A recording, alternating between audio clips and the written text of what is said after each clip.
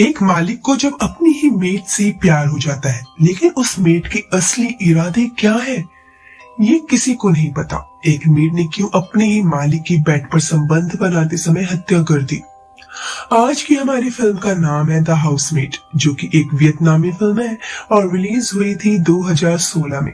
कहानी काफी भूतिया और रहस्यों से भरी हुई है और बीच बीच में आपको रोमांस का तड़का भी चखने को मिलेगा। कहानी शुरू होती है सन 1953 से, जहां एक लड़की फ्रेंच इंडो चाइना प्लांटेशन के समय एक घर पर मेड का काम किया करती थी। एक काली रात उसे अपने मालिक के कमरे से चिल्लाने की आवाज आती है और उस कमरे का दरवाजा अपने आप खुल जाता है और सामने पड़ी होती है उसके अपने मालिक की लाश, जो बेड पर पड़ी थी बिना कपड़ों के। इस मेड का नाम है लिन, जिससे पुलिस पूछताछ कर रही है। कहानी फ्लैशबैक में जाती है और हमें पता चलता है कि लिन अपने गांव से यहाँ काम करने आई थी।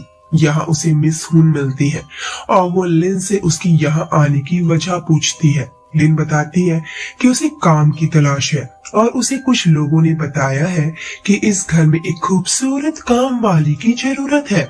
इस पर मिस हुन उससे पूछती है कि क्या उसे घर के पास्ट के बारे में पता है। लिन कहती है नहीं। मिस हुन उसे काम पर तो रख लेती है, इस शर्त पर कि अगर उसने अच्छे से काम किया तो वो उसे परमानेंट रख लेंगी। फिर हम वहां के कुक नीगो से मिलते हैं, जो लिन को बताती है कि ये जगह काफी मनहूस है। यहाँ कई वियतनामी लोगों को काम और पैसों का लालच देकर बुलाया गया था और जो उनका फ्रेंच सुपरवाइजर था उसी ने उन लोगों और उनकी बीवी बच्चों को बेरहमी से मार डाला। क्योंकि पैसे ना मिलने की वजह से वो लोग ये जगह छोड़कर जाना चाहते थे और फिर उन्हें उसी प्लांटेशन के पीछे बिना क्रियाक्रम किए यूं ही गाड़ दिया गया और उन लोगों की आत्माएं अभी भी वहां भटक रही हैं अपनी सैलरी लेने के लिए। लिन बताती है कि उसने यहाँ किसी के रोने की आवाज भी सुनी है। नीको बताती है कि यहाँ के मालिक मिस्टर लॉरेन की एक पत्नी कैमिला और एक बच्चा था। जब मिस्टर लॉरेन को वॉर में जाना पड़ा क्योंकि वो एक सोल्जर थे, कैमिला अकेले पड़ गई। उसे वियतनामी लोग बिल्कुल भी पसंद नहीं थे और इसी वजह से कैमिला पागल होने लगी थी। इसी पागलपन में उसने नहलाते वक्त अपने छोटे बच्चे को टब में डुबोकर मार डाला और जब तक उसे होश आया काफी देर हो चुकी थी। अपराध बोध से ग्रसित कैमिला अपने बच्चे का शव को लेकर झील के अंदर तक चली गई और डूबने की वजह से उसकी मौत हो गई क्योंकि उसे स्विमिंग नहीं आती थी। अगले दिन मिस हुन लिन को चाव से मिलवाती है, जो वहाँ प्लांटेशन का काम देखता है और एक नंबर का जलील इंसान है और बाद में अपनी हरकतों की वजह से ये इंसान भूतकाल बन सकता है। उसी रात लिन को कैमिला के कमरे से किसी बच्चे की रोने की आवाज आती है। जब वो झूलने के पास जाती है उसमें से दो हाथ निकल कर लिन का गला दबाने लगते हैं, लेकिन ये सब लिन का सपना था। उसी रात मिस्टर लॉरेन युद्ध से वापस आ जाते हैं। उन्हें गोली लगी थी। नीगो उनकी गोलियां निकालती है। अगले दिन लिन जब नाश्ता लेकर मिस्टर लॉरेन के पास जाती है, वो उसे गुस्से में वहां से बाहर निकाल देता है। मिस हुन की माँ की तबीयत काफी खराब होती है, इसीलिए वो अपने गांव चली जाती है। मिस्टर लॉरेन की तबीयत बिगड़ने पर नीगो उन्हें दवा देती है और कुछ मंत्रों को वहां बोलने लगती है और फिर हम कैमिला की आत्मा को झील से बाहर निकलते हुए देखते हैं। उसी रात लिन को किसी का साया शीशे में दिखता है और लिन वो शीशा तोड़ देती है। नीगो लिन की पट्टी करती है। लिन उससे कैमिला की कोई तस्वीर दिखाने को कहती है, जिस पर नीगो उसे कैमिला के कमरे में ले जाती है और बताती है कि कैमिला को उसने कभी हंसते हुए नहीं देखा और पुलिस को कभी भी झील के अंदर से उसकी लाश नहीं मिल पाई। एक दिन जब लिन एक पेड़ के नीचे से गुजर रही थी, उस पेड़ से खून टपक रहा था। इस पेड़ का राज भी बाद में पता चलेगा। एक रात मिस्टर लॉरेन के घर पर कुछ ऑफिसर्स डिनर पर आते हैं। उनमें से एक ऑफिसर लिन को गंदे इरादे से छूता है और रात के समय उसका रेप करने की कोशिश करता है। मिस्टर लॉरेन ऐन वक्त पर आकर लिन को बचाते हैं और उस ऑफिसर को वहां से जाने को कहते हैं। अगले दिन लिन जंगल में रास्ता भटक जाती है और वहां उसे कुछ बहुत ही डरावने अनुभव होते हैं। भागते भागते वो मिस्टर लॉरेन की बाहों में गिरकर बेहोश हो जाती है। उसके बाद मिस्टर लॉरेन लिन को अपने साथ ड्राइव पर ले जाते हैं और रात के समय अपने साथ डिनर करने को कहते हैं। लिन कामिला का व्हाइट गाउन पहनकर आती है और उसे उस गाउन में देखकर लॉरेंट उसे किस कर लेता है और फिर वो दोनों संबंध बनाते हैं। एक दिन लॉरेंट की नई फियांसी मार्लिन उसके पास रहने के लिए आती है, जो लिन को पसंद नहीं आता, और जब वो लॉरेंट और मार्लिन को संबंध बनाते हुए देखती है उसे अच्छा नहीं लगता। अगले दिन मार्लिन लॉरेंट के साथ बागों की सैर करने जाती है और जब वो वापस आती है लिन उसे रोते हुए मिलती है। वो उससे पूछती है कि क्या हुआ। लिन उससे कुछ नहीं बताती। एक दिन मार्लिन लिन पर उसका ब्रेसलेट चुराने का इल्जाम लगाती है। लिन कहती है कि उसने कोई ब्रेसलेट नहीं लिया। मार्लिन लिन के कमरे की तलाशी लेती है और उसे वहां पर अपना ब्रेसलेट मिल जाता है, लेकिन लॉरेंट को समझ आ गया था कि ये सब मार्लिन की चाल है और वो मार्लिन को इस घर से जाने के लिए कहता है।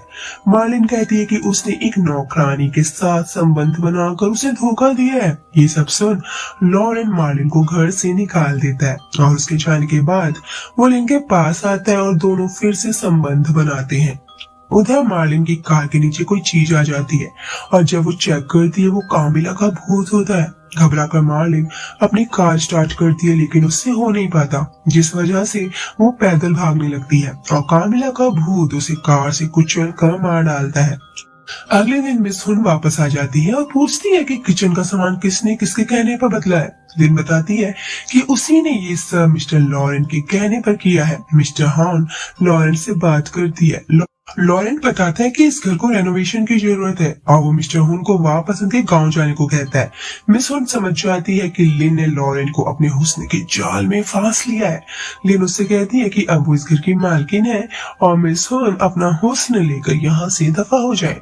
रात में जब हुन अपने गांव जाने के लिए निकलती है, रास्ते में उसे कई सारी आत्माएं दिखती हैं और कामिला की आत्मा उसे पेड़ से टांग कर मार डालती है। हम देखते हैं कि किसी आत्मा ने चाव का भी गेम बजा डाला है। मिस्टर लॉरेंट को वापस युद्ध में जाना था और जाने से पहले वो लिन के साथ इंटीमेट होता है, थोड़ी तन की और थोड़ी मन की शक्ति के लिए, लेकिन उसे लिन के अंदर कामिला की आत्मा दिखती है और वो डर की वजह से उसका गला दबाने लगता है, लेकिन थोड़ी देर बाद सब नॉर्मल हो जाता है। लिन लॉरेंट के लिए चाय लेकर आती है और हम मूवी का वही शुरुआती सीन देखते हैं जहां से इस फिल्म की शुरुआत हुई थी, जहां बेड पर लॉरेंट की लाश पड़ी थी। लिन पुलिस को बताती है कि उसने वहां चीख की आवाज सुनी थी और किसी की आत्मा देखी थी। पुलिस लिन से कहता है कि अभी वो जा सकती है, उसे बाद में फिर पूछताछ के लिए बुलाया जा सकता है। अब सोचने की बात ये है कि लॉरेंट को किसने मारा, सच में किसी आत्मा ने या कोई और ही उसका कातिल है। और ये हम जान पाते हैं मूवी के अंत में, जब हम एक ऑफिसर को लिन के पास देखते हैं और वो ऑफिसर और कोई नहीं लिन का भाई है और लॉरेंट को मारना इनका एक प्लान था, क्योंकि लॉरेंट असल में लिन के माँ बाप का कातिल था।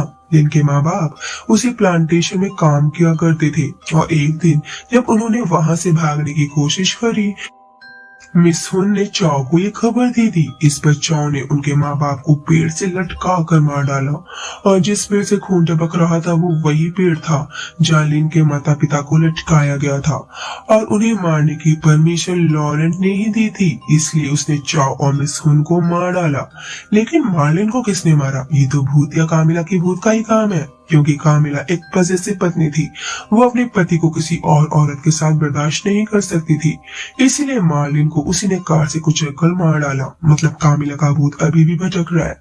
उसने लिन को क्यों नहीं मारा? उसका भी तो लॉरेंट के साथ अफेयर था। वो इसीलिए क्योंकि लिन लॉरेंट से नफरत करती थी। वो उससे यहाँ बदला लेने आई थी, ना कि इश्क लड़ाने।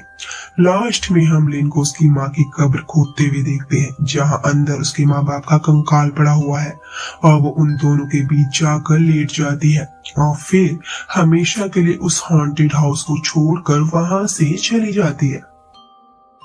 सो दोस्तों, आपको आज इस भूतिया मूवी का एक्सप्लेनेशन पसंद आया हो तो कमेंट बॉक्स में लिख के जरूर बताइएगा। मिलते हैं नेक्स्ट एपिसोड में, तब तक अपना ध्यान रखिए।